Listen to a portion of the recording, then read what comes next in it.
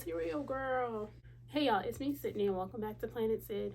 Today we are going to be discussing the fashion and the costume design in Quentin Tarantino films. So if you guys are interested in that, then stay tuned. So you don't have to be a film buff to know who Quentin Tarantino is, but if you live under a rock, Quentin Tarantino is one of the more celebrated film directors in modern cinema history. And he actually got his start working at an adult entertainment store and eventually went on to write and direct films like Reservoir Dogs, Kill Bill, Once Upon a Time in Hollywood. And Quentin Tarantino is also known for his detailed and impeccable storytelling that are elevated through his costume design and stylistic decisions. Quentin Tarantino's first film, Reservoir Dogs, premiered in 1992 and established him as a breath of fresh air to film and cinema. So Reservoir Dogs was inspired by French New Wave films. Quentin would describe himself as kind of a movie nerd. He does know more than the average person about films and just the history of films, and you can see that reflected in all of his work up until today. The fuck was that?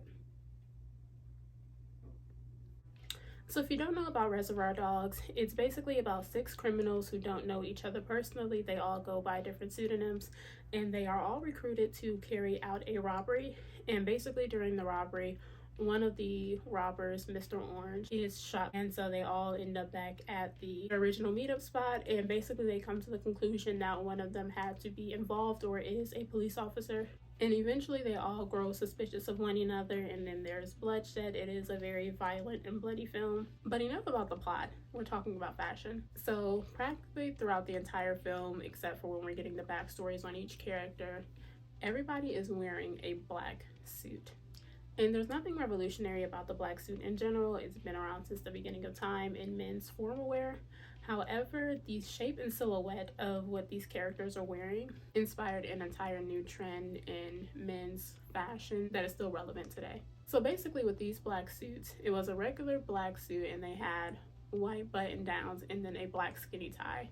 However, the overall silhouette of the black suit was more narrow, especially since they were in the early 90s. In the previous decades, they were just exiting out of the 80s, where all of the menswear, when they were wearing suits, it was very boxy and oversized.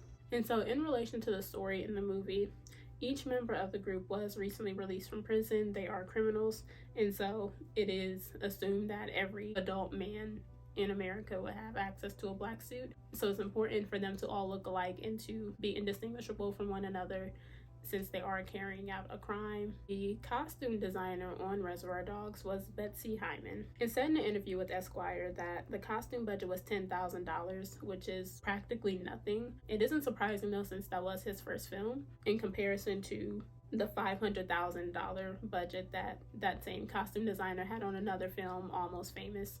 So usually they have huge budgets for costume, which makes sense since it is a big production. And whenever you're filming, you have to have multiples of each costume, and specifically with Reservoir Dogs, multiples are a necessity, of course, since there was a lot of fake blood. Because the budget was so low, most of the actors had to either thrift their suits or to just bring their own, and Betsy, the costume designer, ended up having to go around to secondhand shops as well and to put them together. They all had on basically mismatched suits, or they ended up wearing their own throughout most of their scenes since they couldn't afford to buy multiples. And the suit in Reservoir Dogs wasn't only revolutionary in its narrow silhouette, but also in the attitude that it portrays. Anyone who wore suits in men's formal wear at that time was considered rigid and corporate, which makes sense because America was just exiting the Reagan era, which permeated into every industry, including fashion. The narrow black suit in Reservoir Dogs reimagined menswear as cool, sexy, and gangster. And in an article with the Daily Beast, they would go on to compare the narrow black suit in Reservoir Dogs to a woman's little black dress. So it's really revolutionary, and you can see Reservoir Dogs' influence in high fashion, like Haiti Slime for Dior Home in 2000 through 2007. And Betsy Hyman said that the key to the silhouettes were the collars and the necklines. But throughout Tarantino's films, you can see the narrow black suit replicated multiple times. It becomes kind of a staple. The silhouette was also used in Tarantino's next film, Pulp Fiction, which needs no introduction, of course. Vincent and Jules were seen wearing similar suits with very small differences. In an interview with Greyhold, Betsy Hyman, the costume designer for Pulp Fiction as well, said that she did make minor differences in between Vincent and Jules' suits. She made Jules' collar tighter to resemble a preacher's neckline, since his character was very dialogue heavy and seemed to talk at people in a preacher-esque way. She also explains that Vincent's suit was made out of linen to give a more messy, ruffled, homely look to resemble the messiness of his character. And Mia, who was played by Uma Thurman, was wearing a similar outfit with sleek black pants and skirts and a crisp white button down in her iconic black bob. And this androgynous silhouette of the black suit is also seen on Jackie Brown, who was played by Pam Grier, and Elle Driver in Kill Bill as well, and I'm sure in many other Tarantino films. And so now moving on to Kill Bill. The costume designers for Kill Bill Volume 1 and 2 were Catherine Marie Thomas and Kumiko Ogawa. Some of the most notable fashion moments in early 2000s films are seen in Kill Bill, starting with the iconic yellow and black racer suit that was worn by the bride during her fight scene with the Crazy 88 clan. And this outfit was specifically so iconic because of its color blocking and stark contrast from the black latex other heroines were wearing in film at the time. It was worn solely for functionality, and it didn't accentuate her body, which was kind of revolutionary for that time. Even still to this day, with female heroines, they're made to look sexy and not functional, even though they're fighting battles, but whatever. The yellow and black jumpsuit was inspired by the jumpsuit Bruce Lee wore in the film The Game of Death. This jumpsuit was also paired with custom Onitsuka Tiger Mexico 66 A6 with FU engraved on the bottom. The fashion in Kill Bill has a timelessness to it that is still echoed in fashion today through the streetwear and elevated athleisure trends that we see. Another fashion moment from this film would of course be Go-Go's Japanese schoolgirl outfit, which consisted of a jacket, a white shirt, a red bow, plaid skirt, and a pair of suede Nike blazers low. NSS magazine said that Go-Go's character was inspired by, quote, the 1960s subculture of sukibans, who were Japanese girls who formed criminal baby gangs and modified their school uniforms, drawing inspiration from American crime movies. The sukiban is a style that was born in the street, which mixes uniforms and punk accessories. And another character that I feel like doesn't get enough credit for just being like a fashion icon would be Elle Driver in Kill Bill. Elle Driver was based on the character Madeline in the Swedish revenge film They Call Her One Eye. Elle has a style that combines eye-catching details and minimalism. I say this because if you pay attention to Elle throughout the movie, she's seen mostly wearing all black or just black and white with hints of red hues. You can see this in the black suit that she wears when she goes to meet Bud, and she has the red suitcase with the money and the black mamba in it. Or what she wears in the first scene with the nurse's uniform that has the faux black stitching and the red umbrella. That specific outfit with the nurse's uniform and that coat that she had on, it was very reminiscent of Joshua Veed's designs. Her fashion choices further elaborate that she is very meticulous and of high status and is well trusted by her leader and now lover, Bill, to carry out high-risk plans. And more fashion moments would include Oren Ishii's traditional Japanese kimonos, which is a nod to her culture, Vernita Green's suburban mom style, Bill and Bud's modern cowboy chic, which is easily spotted in modern fashion trends today, like literally everywhere. And fun fact, the cowboy boots that the bride is wearing when she is buried alive are the same kind of boots that Mr. Blonde wore when he cut off the cop's ear in Reservoir Dogs. And another fun fact, they have the same razor as well.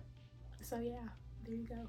One thing that I feel like isn't talked about enough is Tarantino's use of specific colors, more specifically the color yellow.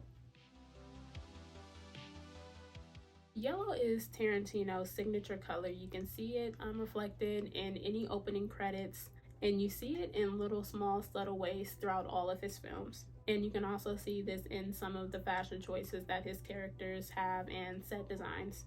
Example of this would be the bride's tracksuit from Kill Bill, the yellow Hawaiian shirt worn by Cliff in Once Upon a Time in Hollywood. And this doesn't end with fashion, it extends to the P-Wagon, the yellow Cadillac Coupe de Ville which is the same car scene in both Reservoir Dogs and Once Upon a Time in Hollywood, the Mustang and Deathproof, and many other instances that I'm sure I've missed. So I'm not sure what Quentin Tarantino, if he has a certain relationship with that color, like if it has some specific meaning to him, or if he just maybe likes the color yellow. But I thought that that was interesting. But in my opinion, the best use of yellow in fashion in any Tarantino film so far would have to be the navy cavalry coat with yellow lining worn by Samuel L. Jackson in The Hateful Eight. The costume designer for The Hateful Eight was Courtney Hoffman, and Tarantino is known to leave notes in his script as he's writing his characters, alluding to how he would want them to dress and what he would want them to look like.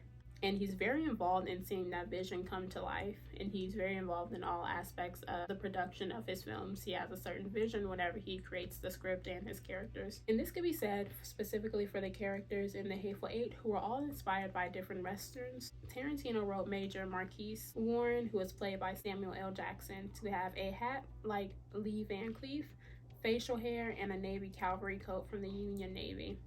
Tarantino wanted for Major Warren's clothing to be quote-unquote pristine and unaged, which is an odd request considering that his character had just fought in the Civil War, so it would be assumed that his clothing would reflect that. And Tarantino envisioned this exact shot of Major Warren flashing the yellow lining as he was walking in the crisp white snow. He envisioned that as he was writing his script, so that led to a compromise between him and Courtney Hoffman by aging different parts of the costumes, like the gloves, for example. And there's also a lot of fur in this movie, which makes sense because it takes place in the middle of the winter. And so Hangman, who was played by Kirk Russell, his coat was made out of buffalo hide and had to be hand dyed and hand barbered by Courtney Hoffman herself to resemble the jacket from the 1800s in the Autry Museum. And this gives Russell's character a more worn look since he's been trekking all over the country, and you can see this relate throughout the other characters as well. And since we're talking about fashion in Tarantino's movies, I feel like we can't leave out Django. Django, if you don't know, is a film set during slavery when Django is found by a bounty hunter, then hired as one, thus making him a free man, to hunt down the Brittle brothers and eventually rescue Django's wife, Broomhilda, who was played by Kerry Washington. So the costume designer for Django Unchained was Sharon Davis, and she said that the inspiration for their costume designs was through spaghetti westerns as well. As you can see in the wide brim hats, the deeply saturated colors, high-waisted trousers, low holsters and suspenders, and so on and so forth. This can be seen in Django's costume. For the majority of the film, he's wearing a green ensemble that was based off of Little Joe in Bonanza. Another important design element was Dr. Schultz's European style that we see in his tailored three-tier overcoat, which is important because he's German-born, so that would translate into his style.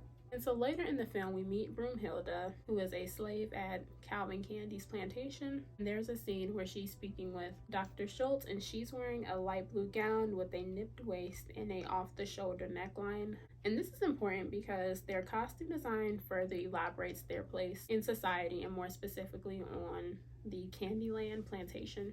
They are quote-unquote comfort slaves, which were basically slaves who were sexually abused. And you can see this in the provocative costumes, in the gold dress that was designed for Sheba to look like she was a part of the furniture. And I think that that's important because it shows that specifically with these quote-unquote comfort slaves, they were there to be seen and not heard, of course, considering the times that they were in. And them specifically, like, they were just supposed to look their most presentable and most appealing. They were seen as objects, which made me really sad, but... And I think what's so interesting about Django is that each character has a kind of arc that is displayed through their clothing. This starts with Broomhilda, who starts the film as a slave wearing a deep purple dress and ends the film finally wearing her own choice of clothing. And if you look at the film throughout, you can see that Broomhilda and her costume designs, they gradually get lighter, which I thought was interesting, and that was a stylistic choice from the costume designer. Since Broomhilda is a slave, she's being dressed by someone else, like she's being told what to wear. She's being made to look almost somewhat like a doll, She kind of has this demure aesthetic, and you can see this in the yellow dress that she wears. So one of the film's most notable costumes would be the blue suit that Django wore. And if you don't know, this was actually inspired by the Thomas Gainsborough 1770 oil painting Blue Boy. And also another fun fact, you can see the same costume, this blue velour, in Once Upon a Time in Hollywood, where you see the character Roman Polanski walking to his car. And I think that that's so interesting because with clothes specifically, and with different props and different things that are significant to Tarantino, I guess as a filmmaker, you see it repeated throughout all of his films in different subtle ways. And you can see that, of course, with the black suit, how we saw that, of course, in Reservoir Dogs, and then in Pulp Fiction, in both the men and women, on Pam Grier and Jackie Brown, and Elle Driver, and so on and so forth. You see that with him reusing different cars. And then, of course, with the blue suit that we see on Django and then on Roman Polanski. So all in all, Quentin Tarantino is very involved in his character design all the way down to their fashion choices. And all of his films are riddled with different Tarantino-esque Easter eggs. Did I miss any? I'm sure I did. I think it's really interesting because I haven't seen any director who has put so much thought into their character design, especially how they wear it and how that reflects their personality. I haven't seen another director have so many notable moments and to have different effects on the fashion industry as a whole, to still be referenced when it comes to Halloween costumes or just fashion in general, even though some of his films have came out over 15, 20, 25 years ago. Fashion is just one of the things that makes Quentin Tarantino's films so great and so distinct. But yeah, thank you guys so much for watching. If you guys like this video, be sure to like it and leave some comments down below of what your favorite costume is from a Tarantino film. Also, if you like this video, then you will love my makeup and clothing. Look at the description box below to support my businesses. I would greatly appreciate it. And yeah, I hope you guys feel safe and seen wherever you are, and I hope you guys are finding joy and fulfillment on your journey of self-expression. Until next time, bye.